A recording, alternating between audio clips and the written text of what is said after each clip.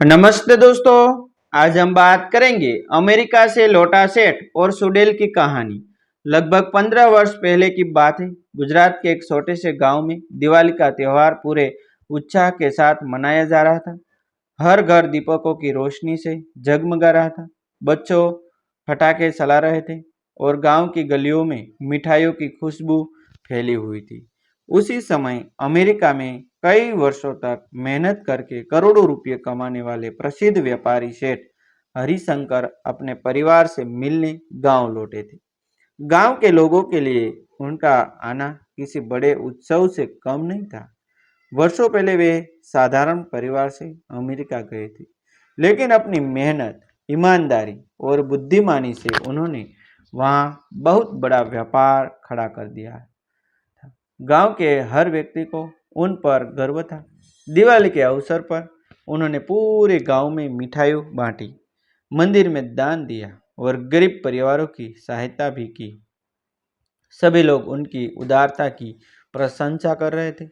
दिवाली के दूसरे दिन सुबह उन्हें निश्चय किया कि वर्षों से बंद पड़ी अपनी पुश्तौनी वाड़ी देखने जाएंगे, जो गांव से लगभग 3 किलोमीटर दूर खेतों के बीच स्थित थी।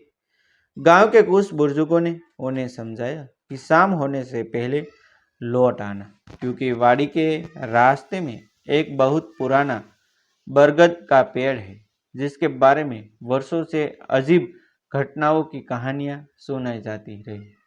कहा जाता था कि रात होने पर वहां से रोने, हंसने और पायल की आवाजों आती है। कई लोगों ने सफेद कपड़ों में एक रहस्यमय स्त्री को देखने का दावा भी किया था। सेठ हरिशंकर पढ़े लिखे और व्यवहारिक सोच वाले व्यक्ति थे। उन्होंने मुस्कुराकर कहा, यह सब अंधविश्वास है और डर इंसान के मन में होता है। इतना कहकर वे अपनी जीप लेकर वाड़ी की ओर निकल पड़े। रास्ता सुनसान था। दोनों ओर ऊंचे ऊंचे पेड़, सूखे पत्तों की सरसराहट और दूर तक फैले खेत वातावरण को रहस्यमय बना रहे। वाड़ी पहुंचकर उन्होंने पुराने आम और नीम के पेड़ों को देखा, कुएं की सफाई करवाई और मजदूरों से कुछ काम की बातें की। समय का पता ही नहीं चला। जब वे लौटने लगे तब सूर्य अस्त होने लगा था। आसमान लाल हो चुका था और धीरे धीरे अंधेरा फैलने लगा। जैसे जैसे उनकी जीप उस पुराने बरगद के पेड़ के करीब पहुंची, वातावरण अचानक बदलने लगा। हवा की बिल्कुल शांत हो गई। पक्षियों की आवाजें बंद हो गई। तभी अचानक जीप अपने आप बंद हो गई। उन्होंने कई बार स्टार्ट करने की कोशिश की, लेकिन इंजन चालू नहीं हुआ।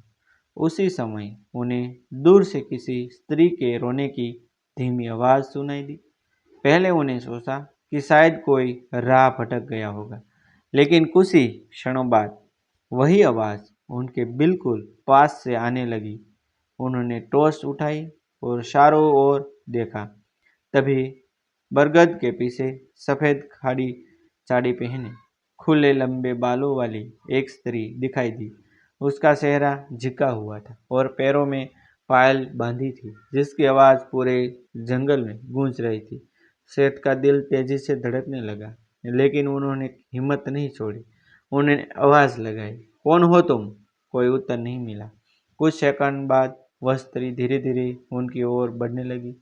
जैसे ही उसने चेहरा ऊपर उठाया, उसकी आंखों बिल्कुल लाल दिखाई दी और चेहरा असामान्य रूप से पीला था। अचानक वह पल भर में गायब हो गया। सेठ घबरा गया। तभी पीछे से किसी ने बहुत धीमी आवाज में उनका नाम पुकारा, ये प्लेट, लेकिन वहां कोई नहीं था। अगले ही क्षण फिर वही आवाज आई। अब उन्हें महसूस हुआ कि यह कोई सामान्य घटना नहीं है। उन्होंने जेब से अपने इष्ट देव की छोटी तस्वीर निकाली और मन ही मन प्रार्थना करने लगे। अचानक तेज हवा चलने लगी। बरगद की शाखाएं जोर जोर से हिलने लगी। सूखे पत्ते गबड़कर की तरह उनके चारों ओर घूमने लगे। उसी क्षण वह रहस्यमय स्त्री फिर दिखाई दी। इस बार उसके चेहरे पर दर्द था, क्रोध नहीं। उसने कांपती हुई आवाज में कहा, कि वर्षों पहले कुछ लालची लोगों ने धन के लालच में उसकी हत्या कर दी थी और उसका अंतिम संस्कार भी ठीक से नहीं हुआ। तभी से उसकी आत्मा इसी बरगद के पास भटक रही है। वह किसी निर्दोष को नुकसान नहीं पहुंचाना चाहती, लेकिन जो लालच और अहंकार में यहाँ आता है उसे वह चेतावनी देती है। सेठ हरिशंकर ने साहस करके पूछा कि वह उनकी सहायता क्यों चाहती है। उस स्त्री ने बरगद की जड़ों की ओर इशारा किया और कहा कि वहाँ उसकी अस्थियों और कुछ पुराने प्रमाण दबे हुए हैं। यदि उन्हें सम्मानपूर्वक बाहर निकाला कर विधि विधान से अंतिम संस्कार कर दिया जाए तो उसे मुक्ति मिल जाएगी। सेठ ने अगले ही दिन गांव के बुजुर्गों, पुजारी और कुछ लोगों के साथ वहां खुदाई करवाई। वास्तव में बरगद की जड़ों के पास पुराने कंकाल के अवशेषों और कुछ गहने मिले। गांव के सबसे वृद्ध व्यक्ति ने उन गहनों को देखकर बताया, कई दशक पहले एक युवती अचानक लापता हुई थी, लेकिन उसका कोई पता नहीं चला था। पूरे गांव की आंखों नम हो गई। विधि पूर्वक उसका अंतिम संस्कार किया गया और उसके नाम पर गांव में एक छोटा स्मारक भी बनाया गया। उस दिन के बाद बरगद के पास किसी ने कभी कोई रहस्यमय घटना नहीं देखी। गांव वालों का कहना था कि उस रात के बाद पहली बार वहां पक्षियों की मधुर आवाजें सुनाई देने लगी और वातावरण पहले जैसा शांत हो गया। सेठ हरिशंकर ने उस घटना के बाद अपने जीवन की दिशा बदल दी। उन्होंने समझ लिया कि धन कमाना महत्वपूर्ण है, लेकिन मानवता, करुणा और दूसरों की सहायता उससे ही कहीं अधिक मूल्यवान है। उन्होंने गांव में स्कूल, अस्पताल और गरीबों के लिए सहायता कोष शुरू करवाया। लोग आज भी कहते हैं कि यदि उस रात सेठ डरकर भाग जाते और उस अनजानी आत्मा की पीड़ा को न समझते तो शायद वह रहस्य कभी सामने नहीं आता।